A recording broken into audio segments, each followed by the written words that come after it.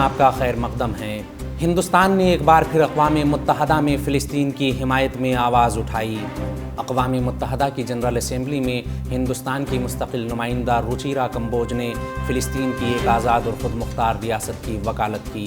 انہوں نے تمام قیدیوں کی غیر مشروط رہائی کا بھی مطالبہ کیا۔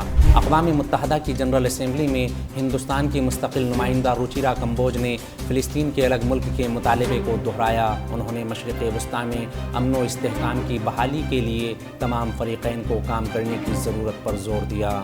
انہوں نے اسرائیل حماس تنازع میں جنگ بندی اور فلسطین کے لیے فوری انسانی امداد کا بھی خیر مقدم کیا۔ India welcomes all efforts by the international community that strive towards a de-escalation of the conflict and enables the delivery of urgent humanitarian assistance to the people of Palestine. News portal آج تک پر شائع خبر کے مطابق اقوام متحدہ کی general assembly میں ایک غیر رسمی مباحثے سے خطاب کرتے ہوئے روچیرا کمبوج نے کہا، ہندوستان بین الاقوامی برادری کی ان تمام کوششوں کا خیر مقدم کرتا ہے جو تنازعات کو کم کرنے اور فلسطینی عوام کو فوری انسانی امداد فراہم کرنے کے لیے کام کر رہی ہیں۔ روچیرا کمبوج نے کہا کہ ہندوستان اسرائیل فلسطین مسئلے کے منصفانہ، پرامن اور مستقل حل کے لیے اپنے موقف پر قائم ہے۔ ہندوستان نے ہمیشہ پرامن اور تسلیم شدہ سرحدوں کے اندر فلسطین کی خود مختار ریاست کے قیام کے لیے اسرائیل کے ساتھ براہ راست مذاکرات کی بحالی کی وکالت کی ہے۔ All hostages are released unconditionally and all parties work towards an early restoration of peace and stability. Towards this, we also welcome efforts for humanitarian pauses.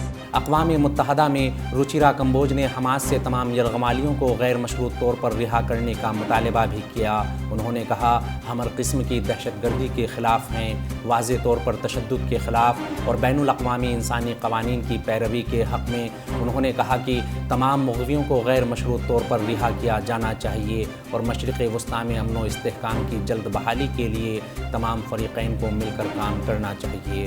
غور طلب ہے کہ 7 اکتوبر کو حماس نے غزہ پٹی سے 5000 سے زائد راکٹ فائر کر کے اسرائیل پر حملہ کیا تھا، جس کے فوراً بعد اسرائیلی وزیر اعظم بنجامن نیتن یاہو نے حماس کے خلاف اعلان جنگ کر دیا۔ اس جنگ میں غزہ پٹی مکمل طور پر تباہ کر دی گئی، جبکہ عام شہریوں اور رہائشی عمارتوں پر اسرائیل کی بمباری کے نتیجے میں 14000 سے زائد فلسطینی لوگ مارے جا چکے ہیں۔